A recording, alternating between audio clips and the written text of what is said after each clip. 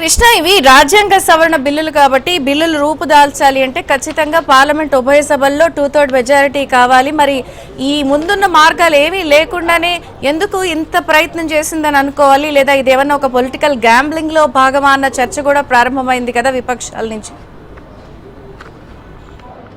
ఖచ్చితంగా విజయ్ చిత్ర మీరు చెప్పినట్లుగా ఇది రాజ్యాంగ సవరణ చేయాల్సినటువంటి అవసరం ఉంది. ఏదైతే 2023 మహిళా రిజర్వేషన్ బిల్లులో ఉన్నటువంటి 334A సవరించాల్సినటువంటి అవసరం ఉంది.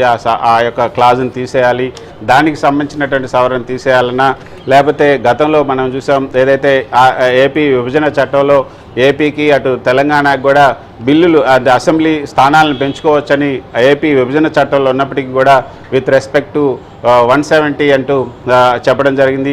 సో ఆ 170 అసెంబ్లీ స్థానాలు పెంచుకోవడానికి అడ్డంగా ఉన్నటువంటి సెక్షన్ 170ని పార్లమెంటు స్థానాలని 850కి పెంచడానికి అడ్డంగా ఉన్నటువంటి సెక్షన్ 80ని కూడా తొలగించేందుకు కూడా ఈ బిల్లులోనే పెట్టారు.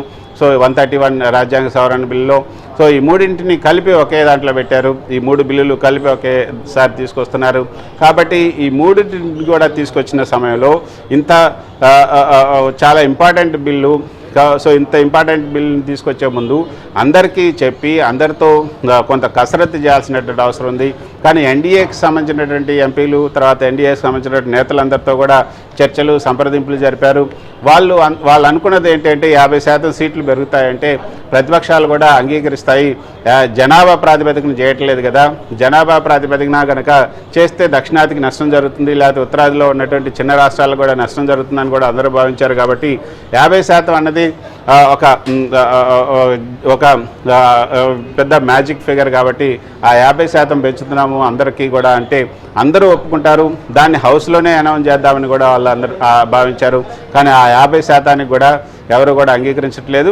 అసలు అంటే మహిళా రిజర్వేషన్ బిల్లుని అంగీకరిస్తున్నారు, 50% తీసుకురావడానికి కూడా బాగానే ఉంది అని కూడా బయట చెప్తున్నారు. కానీ వీళ్ళు చేస్తున్నటువంటి విధానం ఏదైతుందో బుల్డోజింగ్ చేసే విధంగా ఉంది. ప్రతిపక్షాలని ఒకసారిగా అసలు మేము ఏది చెప్తే మీరు అది వినాలి అన్న వాళ్ళు చెప్తున్నటువంటి విధంగా ఉంది. కాబట్టి ఆ బుల్డోజింగ్ విధానానికి వ్యతిరేకంగానే ఈరోజు వాళ్ళ నిరసన వ్యక్తం చేయడం, ఈ బిల్లుకు వ్యతిరేకంగా ఓటేయాలని కూడా నిర్ణయం తీసుకున్నారు.